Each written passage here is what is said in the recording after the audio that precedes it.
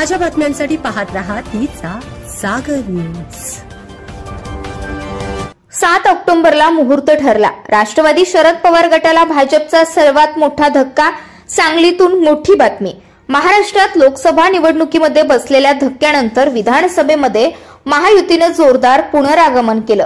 विधानसभा निवडणुकीमध्ये राज्यात महायुतीला मोठं यश मिळालं। पुन्हा एकदा राज्यात महायुतीचं सरकार आलं।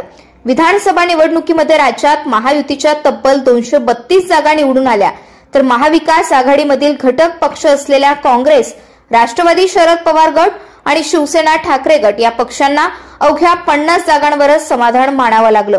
विधानसभा निवडणुकीत भाजप हा राज्यातील सर्वात मोठा पक्ष ठरला।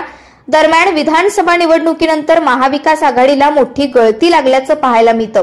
महाविकास आघाडीच्या अनेक दिग्गज नेत्यांनी आतापर्यंत महायुतीतील प्रवेश केला।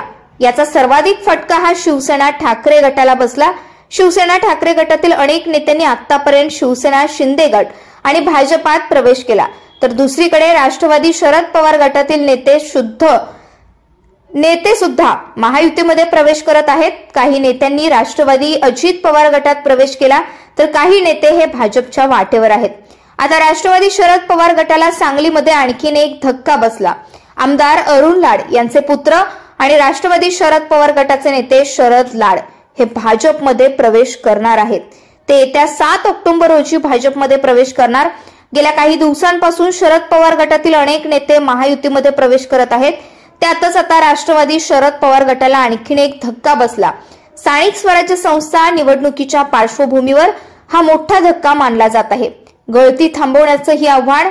दरम्यान विधानसभा निवडणुकीपासून महाविकास आघाडीला लागलेली गळती अजूनही सुरूच आहे। आतापर्यंत अनेक दिग्गज नेत्यांनी महायुतीमध्ये प्रवेश केला। पक्षाला लागलेली गळती ही महाविकास आघाडीसाठी डोकेदुखी ठरत असून ही गळती थांबवण्याचं मोठं आव्हान या तिन्ही पक्षासमोर आहे।